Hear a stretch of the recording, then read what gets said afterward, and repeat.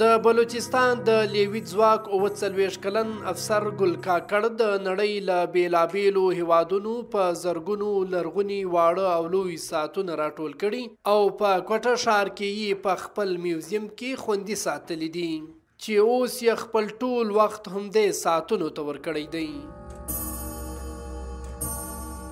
په دې کې چې په دنیا کې څومره ګړیانې راغلي دي، هغه د جیبي ګړۍ څخه بیا نیولې، بیا د غټې ګړۍ چې ورته وایي ګرینډ فادر کلاکس، بیا د ټیبل ګړیانې او بیا د وال ګړیانې، دا ټولو پکښې کې دي. د دا ټولو ګړیانو زما سره کولیکشن شته. د ټولو زړه ګړۍ چې دغه د 1980 کلونو ګړۍ ده، د ټولو زړه چې دي، بیا نو د 1820 ګړیانې دي، بیا د 1900 ګړیانې دي، بیا نو د 1950 پورې دا غټې ګړیانې راځي. نو د 1980 ګړۍ خو ډېر د ټولو زړه ګړۍ ده.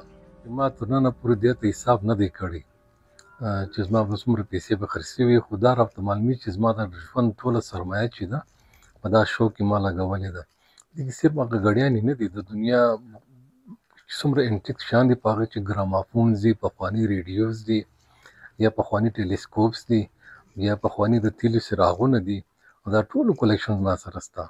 ګل کاکړ دا ټول ساعتونه په خپل دفتر کې خوندي کړي دي. په میوزیم کې د قیمتي او لرغونو ساعتونو دغه ټولګه د هغه د تیرو 20 کالو د هڅو پایله ده.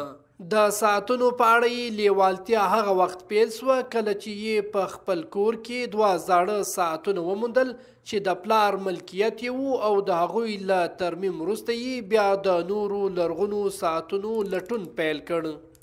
دی دلته ځان ډیر خوښ ګڼي ځکه خو اوس ټول عمر هم دلته د دې ګړیو له غږونو سره تیروي. دا هره ګړۍ یو تاریخ لري او یقین وکړه دا ګړیانو خپل یو زبان دی، یو ژبه ده.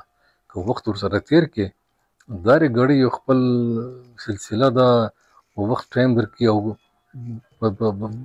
خلکو سلسل کله دا ګړیانو سره تیر کړي دي. دا خو یو جلا فیلینګ دی چې کوم انسان وخت ورسره تیر کړي او ډیر سکون دی. دا خو چې دا ګړیانې د الارم ټایم یې راسي، انسان دا خیال دا ډېر ډسټربنس دی. دا یقین وکړه دا که 1 غنټه دلې تېره کړې نو تا ته به ډېر پرسکونه خوب درسي. د کاکړ په دې میوزیم کې زیاتره غټ ساعتونه د المان جوړ دي.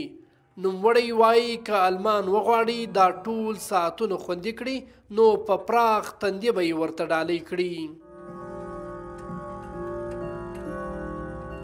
دا لوی ګړیانې چې ګرینډ فادر کلاکس ورته وایي، په دې کې تقریبا 80% ګړیانې د جرمني جوړې دي. او ما دا ټوله ګړیانې چې دي د مختلفو ملکو څخه چې په هغه کې جرمني، نیدرلینډ، لندن او فرانس دی، دغه ځایونه ما راغوښتي دي دا ګړیانې. نو زه کله فکر کوم داسې که په راروان وخت کې که دا ما ټوله ګړیانې زه غواړم چې دا جرمني ته ګفټ یې کړم، تحفه ورکړم، ځکه د جرمن خلک چې دي د انټیک شیانو ډېر خیال ساتي او هم د هغو جوړېږي چونکې دا اکثر ګړیان د جرمني دي او زما په هغو پیرزویه نه ده چې هغو ته بیا زه په خوشحالي ور ګفټ کړم. که دوی داسې دغه شو کې خپل چې واقعي موږ یې قبلوو نو زه په خوشحالي ورکوم. له کاکړ سره د پیړیو پخوانیو ساعتونو ترڅنګ په دې ټولګه کې یو شمیر پخوانۍ راډیوګانې، زاړه ګراموفونونه او ټیلیسکوپونه هم شته.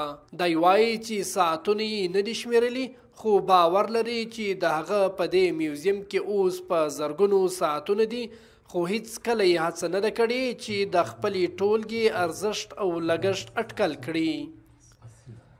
حمیدالله ستوری شیراني، DW کوټه.